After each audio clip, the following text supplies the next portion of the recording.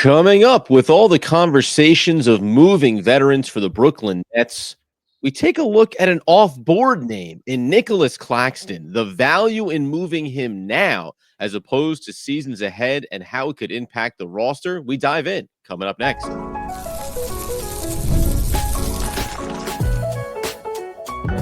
You are Locked On Nets, your daily Brooklyn Nets podcast. Part of the Locked On Podcast Network, your team every day. Yes, my friends, it is the Locked On Nets podcast right here on the Locked On Podcast Network. It's your team, the Brooklyn Nets, every single day. He's Doug Norrie. I'm Adam Armbrecht. We thank you, as always, for making us your first listen of the day. We are 100% free on all those great platforms, and let you know, today's episode is brought to you by FanDuel, and you can get big returns all season long with new customers placing just a $5 bet and getting started with $150 in bonus bets if your first $5 bet wins.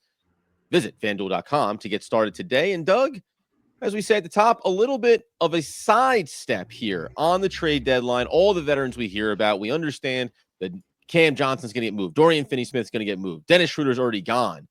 But the Nic Claxton of it all, at least for me, is an interesting conversation to have as we think about getting this team as depleted and devoid of talent as possible.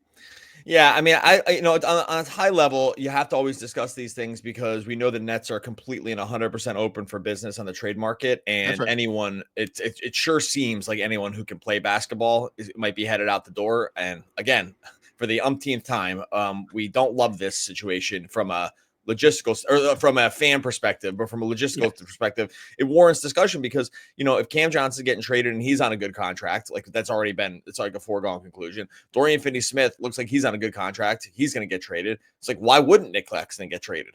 Right. Like that's really the question. Cause I know people are going to say trade Nic Claxton. What are you talking about? It's like, well, the better question is to ask why not? Because if everyone else is just getting traded, I think you were the one that suggested talking about this and you're 100% correct. Like, why wouldn't he get traded? Everyone else gets traded. So I think it's not crazy to at least put out there, even though his name never comes up in the discussions around these things. And we've heard this a little bit, with Cam Thomas, right? At least like the speculation about how does the organization feel about this player? Are they going to build around him as they get into these additional draft picks going forward? So if you're going to have, as you said, the discussion about not only your veterans, obviously, but even a young player like this, a drafted talent, someone that everyone at least agrees has value, has a skill set that teams would want to be a part of their roster. If you're going to have those conversations, you should have them about everybody. Now, with Cam Thomas, obviously no contract yet for him, so it's a little bit different than Nic Claxton, who's been here a little bit longer. The reason why it came to mind for me is we know that Claxton signed the contract. Obviously, he'll run through 2027. It's a descending contract, only $21.5 million out in 2027. So there's a world where a few years from now, you are looking at his contract as an incredible value. The thing that always comes back to mind for me, which we talked about at the time, when you had Kevin Durant, you had Kyrie Irving, you had the superstars, Claxton was so much better and more valuable. Now, his game has still evolved over the last couple of seasons. Like, there's no doubt about that. And his defensive value is always going to be there. But I do wonder about how are we going to look at Nic Claxton over the next couple of years if we're talking about bringing in young talent? Now, we get to the top and Cooper Flagg's the guy, and he is one of those superstar talents, then maybe we start to see how you shape that additional value for Claxton. But on its surface, would you agree, before we even talk about landing spots, where the value would be for other teams, do you agree that Claxton's game, as much as I love Nic Claxton, but his game has not exactly evolved year over year in the way that we would have hoped on both ends of the floor? Defense has always been there. Versatility has always been there. He hasn't exactly gotten bigger, right? He hasn't put on the muscle, and the offensive game has improved, but I wouldn't say in the leaps and bounds or even in the incremental ways we hoped that it would over these last couple of years. I mean, excuse me. Yeah, I think it has improved. Yes. I mean, I know what you're saying. I think we were thinking more he would become sort of like this hub of an offense, running like a ton of just like, handoff stuff through him. He'd be maybe actually just be a little bit more of a ball handler like we saw in college. I think that's what you mean from the evolution standpoint, right? Like, because I think his, excuse me, I got something in my throat. I get choked up. He gets emotional when you talk about we know it's an emotional time. I do think like ways he has improved. I think his like finishing around the basket has improved. I think his touch, like on the little floaters, has really improved. Like he actually is really good at that. Like these little these little touch floaters when he's just kind of putting them over somebody. Those aren't easy shots. And No. so he's gotten better at that. And I think so, like I said, his rim finishing, his just awareness around the rim. Like he doesn't bring the ball down as much as he used to. Like we just see Jared Allen do this a lot. Like the ball would just come all the way down around the rim and they would just get knocked away. Right. Like, by the way, Allen. Exactly. Allen's improved on that too. So I think he has improved. But yes, no, he has not like ascended to some new level, which is, by the way, I think part of the reason that the contract started at 27 and goes down to 20, that it wasn't a much bigger number, is that because it kind of hasn't like really fully unlocked on the offensive end. So I think like that is part of it. And I think that if you look at like overall, like, value, can you see Nic Claxton like playing high level playoff series for 25 minutes? I think for sure in the right system. Yes. You see that, yes. In a switch everything scheme where, I mean, we've seen him multiple times over the years. We've seen him over, being able to take opposing ball handlers on switches and stuff like that. So I think for sure you can tell yourself that story. And when you're talking about trade value, that is the story you kind of need to start telling yourself around these contracts in this age. It's like, could someone like this guy play X amount of minutes in the playoffs for a certain team? And the answer clearly yes. Unlike Cam Johnson, Dorian Finney-Smith, the problem, and Dennis Schroeder, who we already talked about, is that you just can't tell the story for every team, right? Like Cam Johnson, I can tell the story for every single team. Dorian Finney-Smith, I can tell a closer story for every team. Claxton, I'm just going to start eliminating teams that he wouldn't even be a good fit for, because that's just not, when you're just basically a true five, which is what he is, that doesn't fit everywhere. Well, it's interesting too. You just brought that up because first of all, I agree that obviously his game has improved, right? To what extent? And it's a good point you bring up about the offensive game and those touch shots, because that is a part of that. I think on a high level, if you go and you look and you say, well, he was scoring 12.5 points a game back in 22-23. He's averaging under 10 this season in the 20 games he's played in, right? Like you could look at simple kind of stat numbers and say you haven't seen the statistical improvement in those categories. But the eye test tells you that he has grown and improved. I think the one difference here now is probably that, unlike for the first 2 and 3 years of his career, he kept saying, remember, he's so young. And he still is. He's 25 years old. So it's not like we're talking about a player that is closer to 30 like Dorian Finney-Smith, over 30, or even a guy like Cam Johnson. But by the end of this year, he'll be 26 years old. And in theory, you're entering into the absolute prime of your career. And that might be the perfect spot to join in with a young 3 first-round draft pick core that's going to come in. The other way to look at it is, if you don't, he's going to be, you're probably going to see the peak of it over the next half season to season of his career potentially. So that's the part where, again, this isn't about my personal opinion or affinity for Nicholas Claxton. It's just about where do we think we're going to be. And coming up here in a second, it's not even about Nicholas Claxton and whether or not he is improving. It's actually about how much worse would this team be if you took Nicholas Claxton off it for the rest of this year. Let's get into that conversation and a couple of potential landing spots for Claxton here in just one moment. Before we get to that, let you know this episode is sponsored by Built Rewards. If you're a renter, listen up. It's a total game changer. Thanks to Built, so you can now earn points on rent payments just like you do with groceries or travel. Paying rent now comes with serious perks. It's completely free to join. Earn valuable Built points on your rent and everyday spending at no extra cost. Redeem points for flights, hotel stays, and even future rent payments with over 500 airlines. Wait for this number, 700,000. I think even 700,000 hotels in the world, but apparently, because they're all in the Built program here. In their program, the possibilities are endless. Access unique experiences that are exclusive to Built members. Start earning points on rent you're already paying by going to joinbuilt.com/LockedOnNBA. That's joinbuilt, BILT.com/LockedOnNBA. Make sure you use our link so they know that we sent you. Don't wait. Start earning rewards today.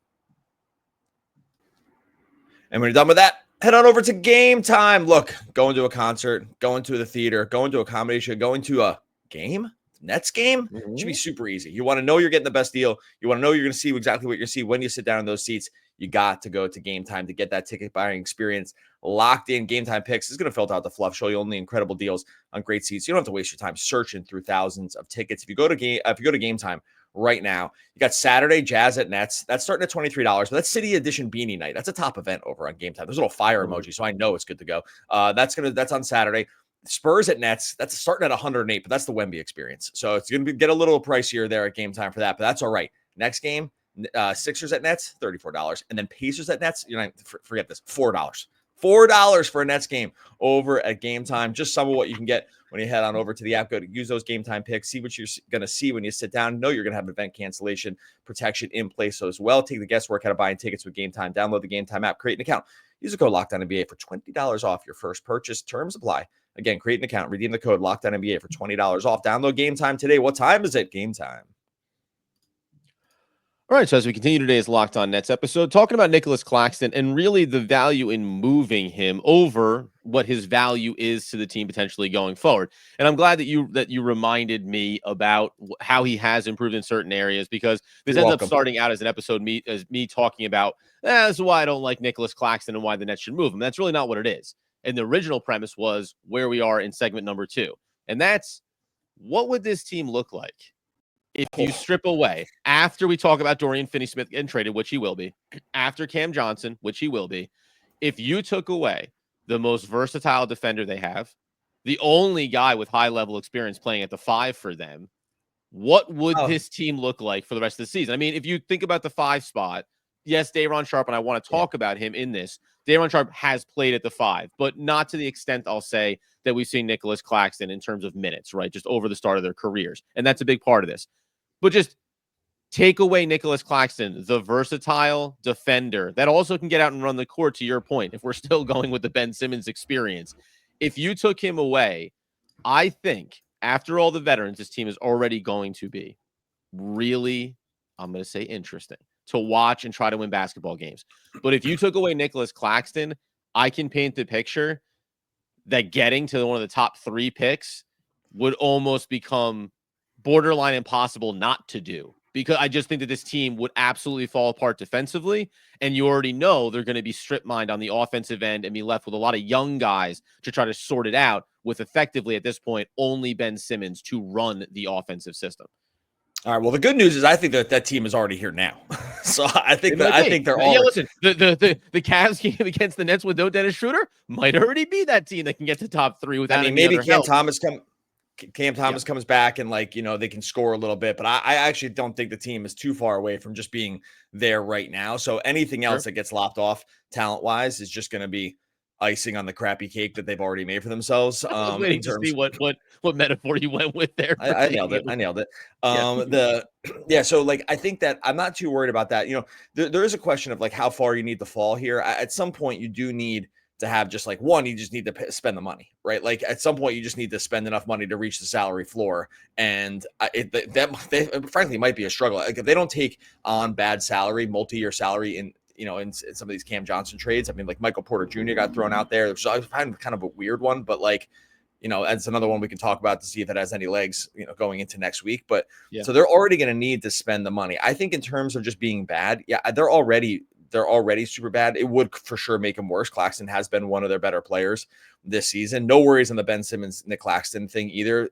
Just as bad with them together as both off. So like I don't have to worry about that. Although actually real quick, you know, the best combination, the best one is Simmons on Claxton off -1 points. They're all negatives. Everything else is like -6 or above. But Simmons, no Claxton's actually the best of that breakdown.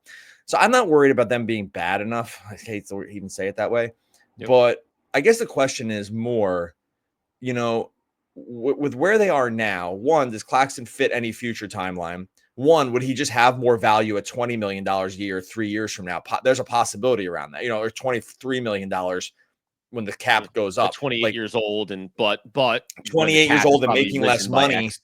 2 years left on a playoff team. I think you can tell I think what the reason we don't hear his name bandied about is probably that more than anything else. It's like, we got to spend the money anyway. We just signed this guy. Like, we want to make sure that, you know, we're protecting a little bit of like any culture, which they're really not doing anyway.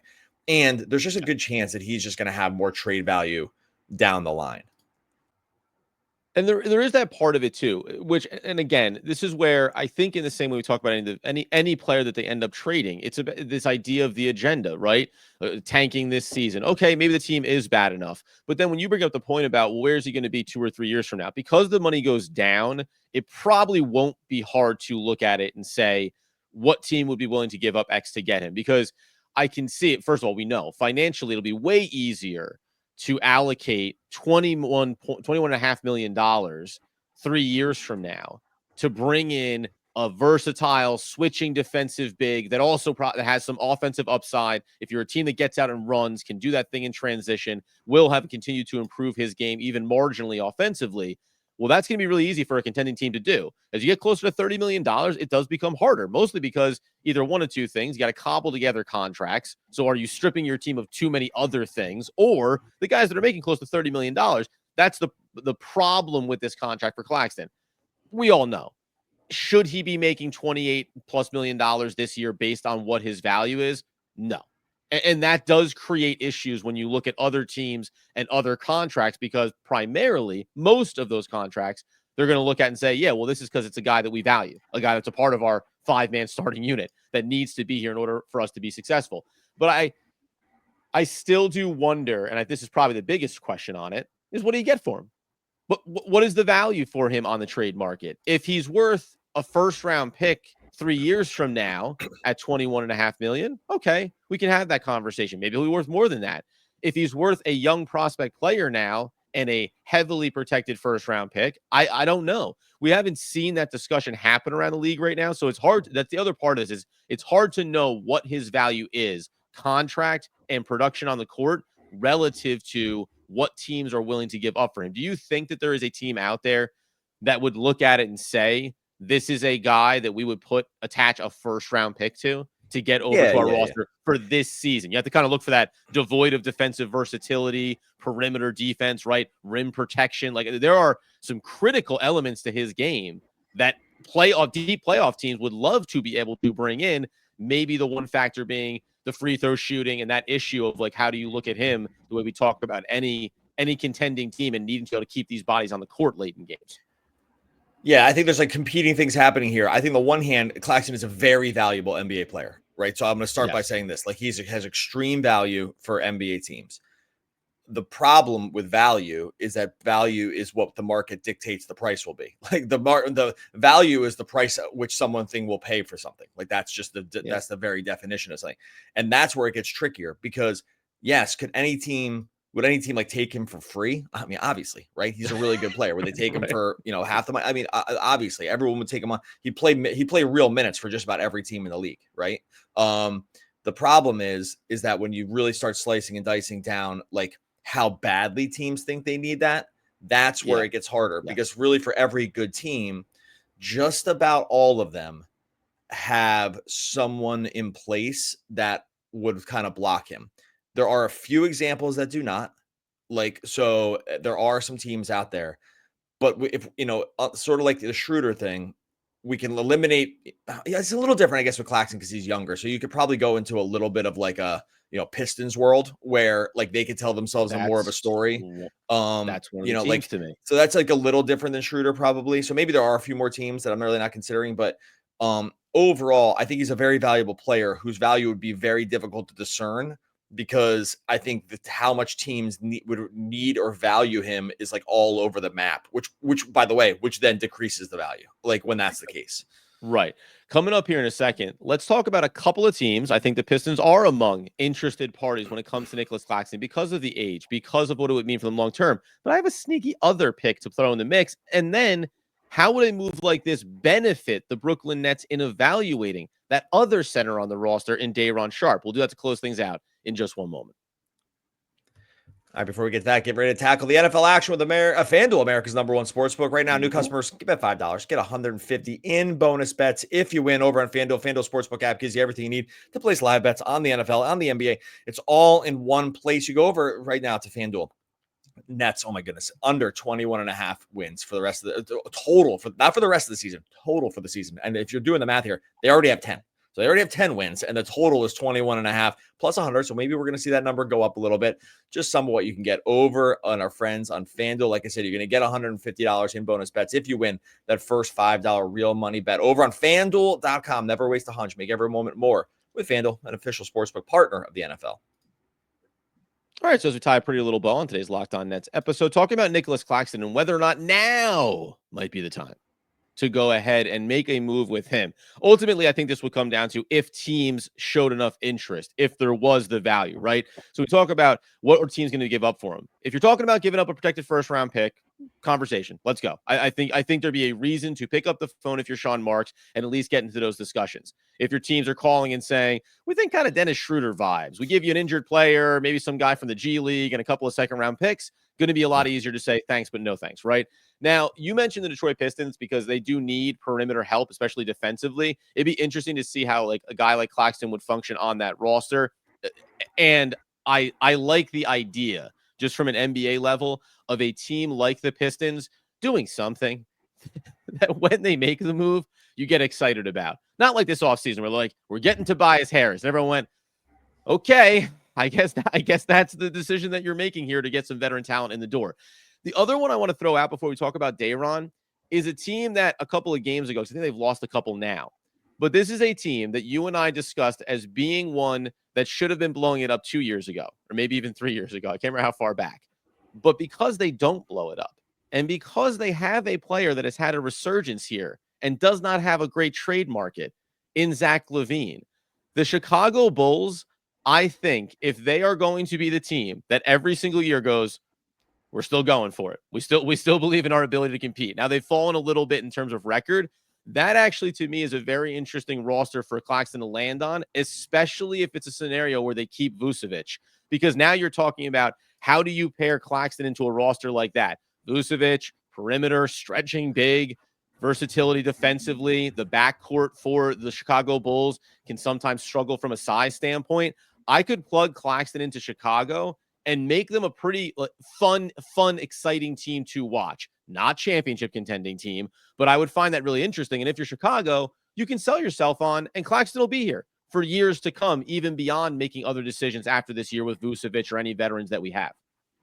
I'm surprised you added it. I thought that would just mean Vooch was like out the door. They were going to get off that money for the next year, lock up a younger player, be more on the timeline with guys like Kobe White and, and I think that would make sense, right? It'd be a really easy one-to-one to do it. I originally, that was my thought. That was what I was going to do. Okay, we'll take Vooch. It's expiring. Great. And then I just paused for a second because of thinking about how those two guys would play together, mostly because we never see it for the Brooklyn Nets. We've never seen that pairing for Claxton with another big where they actually complement each other's skill set as opposed to the Nets logjam of guys that can't be on the court together. Yeah, I don't really see that pairing working personally. So that one I'd pretty much be out. I'd pretty much be out on that, I think, pretty vehemently. I just think Vooch is just not. I don't think Vooch is good enough. I send over Claxton. Jeez, what did buzzkill over here? I just want to be honest, buddy. We can't yes each other for all 30 minutes. All right. Like we do yes each other a lot. I think I'm just going to go at the 22-minute mark, going to go a little no. I think like, I don't think if they had to keep LaVine and they were just like, hey, we're going to re-sign Giddey. And like, this is just kind of be what the team is. I think that part of it makes sense. It was just the Vooch thing. I didn't think makes sense. I think that the timeline around like, we're kind of stuck with some of these guys. We've kind of made a mess of our thing. One team that the one team that's like good right now that I could see maybe like being like, oh, we could use this would be the Grizzlies. Like Memphis. Yeah. Like Edey, like they drafted Edey and he's kind of like hurt and he's fine in pick and roll, but like he's defensively challenged. They can play Triple J at the 4, which they already have. He can stretch the floor, so you can pair him with Claxton. That would be a defensive nightmare for other teams, like those two guys at the 4 and the 5. That's a team who I would be like, he can run pick and roll with Ja. Like that would just make them really good. Like that would make them, they're already good at 18-9. And I think they're going to be on the market here to pick up some of it. It's like unclear. It's sort of like who they want to pick up. Like Marcus Smart's name's been bandied about by trying to like get off that contract. They already have a backcourt in John Desmond Bane. They've struggled a little bit to like figure it out. The 3 with like Vince Williams has been hurt, and some of these other guys just kind of like can't stay on the court long enough. But at the 5 too, they're kind of like the Jay Huff's been playing. It's like it's like weird for them. That is a place where it's like if he landed there, the Grizzlies would be scary. Scary defense, like super scary defensively, because they would switch everything 1 through 5, especially, and 4 and 5, they would just have it pretty much locked up. And so I don't think the Grizzlies will do it, but that one, that one makes sense to you? Like that one I could see having legs, even though like we're just kind of just spouting stuff off here. Yeah, but no, and that's why like the Chicago one, could be a fit, could be a long-term, could be whatever. But you look at the record and you think about the team and you go, yeah, what does it really add up to? Bringing up a team like the Grizzlies makes a ton of sense just from the standpoint of, you mentioned it. Oh, then that team kind of gets scary. And if you're the Grizzlies and you're already a good team, you already believe that you're capable of having a deep playoff run in you. Those are the teams that if we're talking about 28 million and bigger dollars earlier in the contract here for Nic Claxton, that you have to probably be able to see that, right? You need to see the version of where you go, oh, we become dangerous now in the Western Conference playoffs, right? This elevates us. And because he's only 25 years old, we say, and we're also going to have this pairing going forward for the next 4 seasons. I like that. And by the way, you mentioned Marcus Smart's name getting thrown out. You get almost all the way there. Only another less than $1 million would have to be added into a deal like that for a 1-to-1 from a player standpoint in salary. Marcus Smart for Nic Claxton. Now, what the Nets want to do with that afterwards? Well, great. You can have that discussion later, but they can come pretty darn close with where they are from a salary standpoint of just throwing in one more extra piece, low level cost, and some picks, and you get across the line on a deal like that. And I just think ultimately, when we're talking about Claxton, like this is, I think, a worthwhile discussion, because when you look around the league, name the number of guys that you, same way we talked about this with Dennis Schroeder. Well, there's a lot of ish kind of guys. A little bit different when you want 3 and D. Is there a scarcity on the market? If you're a team that looks at Nic Claxton's skill set, it's not like you're going to look around the league and go, oh yeah, I've got versatile bigs that can guard 1 through 5 all over the place that are up for grabs. It's only the contract right now. If the Nets hadn't, if this was a year earlier, I think we'd be having a much different discussion the way teams look at Claxton and their willingness to come to the table with trade offers for Brooklyn.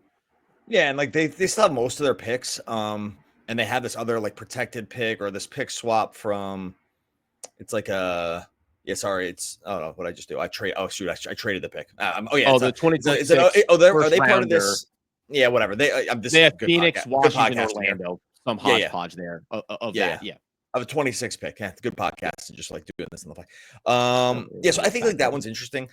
I like it have to be something like that, right? Like it's a team like that. It's like, hey, he fits Ja's timeline. Like they're gonna be good. He fits exactly with the guys in, like the guys they already have, right? Yeah, they drafted Edie, but Edie was never gonna be like, I don't think, some kind of like crazy long-term awesome solution for them. And he's just cheap anyway. And he could just come in and just sort of like dominate 15 minutes worth of basketball and then kind of go off the court. They're going to have to re-sign Triple J. They've already got John Bain under contract. We know the Claxton money decreases. He's right in line, like Ja 25, Desmond Bain 26, Triple J 25. Like he's exactly the same age as that group. I don't know, man. That makes a lot of sense to me. Mark, you get off the Marcus Smart money. Join the core, right? Join the core. That's the core right now. That's the core. Like you run pick and roll with Ja. You can get JJ off the court. Like you can play them together for sure. I think, oh man, I don't know. We talked ourselves into this. There we go. See, baby, this is what you do when we do our pitch meetings about running podcasts. And I say we need to have a conversation about Nic Claxton and trade value. Doug says, "Listen, I think it's worth it. Okay, it'll be interesting." Adam leads it off with the topic. I come in and hit cleanup and just drive all the runs in. Yeah, I'm splashing singles. I'm bouncing it off the outfield walls. I'm getting on base, baby. Maybe I'm snagging a bag or two along the way. I just need someone to drive it all home. And that's when Doug comes in. They don't call him the Sultan of SWAT for nothing. By the way, just real quick, my last note on this to close it out is one of the other values in any move like this, when we talk about the way Cam Thomas has finally been given the opportunity over the last season and a half to show what he's capable of. I think in the same way, again, understanding the assignment of tanking, you put Day'Ron Sharpe. You say, hey, Day'Ron, you're now going to get big minute runs down the back of this season. He's in a potential contract year, just like Thomas. Hey, let's just see what this kid is if we give him expanded minutes. He does have some perimeter shooting ability, unlike what we've seen from Claxton over the start of his career. So you also would clear some room here to get runway on a guy that maybe has not gotten the full breadth of opportunity to know what you want to do with him as you continue to reconstruct your core. I just want to make sure that we put that in as a part of the equation as well. But big topic here, boys. Memphis, come call. I mean, we clearly figured this one out. We solved it. That was easy. How easy is this stuff? It's just so easy. I see all these terrible trades out there. We just solved it in 2 seconds. Like it's just like this stuff's so easy. Don't send me bad trades. 1 week of podcasting, we completely corrected the Brooklyn Nets organization. I just don't send me bad trade examples when the good ones are easy. That's all I have to say. When the good ones are easy, when this easy, there's no reason to send bad ones. Like there's no reason to send bad ones. Save your time. Go do something else. Take up knitting or something. Just find a new hobby. Okay, we're gonna get out of here. Make sure you subscribe to Locked On Nets over on YouTube. Make sure you subscribe to see the de-evolution of Adam's wardrobe this week with the shirt and tie. Same shirt and tie every single day this week. It's gotten progressively more wrinkly. The tie has gotten looser. Each day, he looks like he gives up on the world just a little bit more, and that is where you can see it all over at Locked On Nets on YouTube. You better believe it, baby. I'm slowly devolving into who knows whatery. But the bottom line is some cause happiness wherever they go, others whenever they go. Ooh, that one stings a little, and that is from Oscar Wilde. One of the all-time great poets. Oski. R.I.P. We'll be back again tomorrow talking more Brooklyn Nets basketball. Basketball, basketball, basketball. Yeah.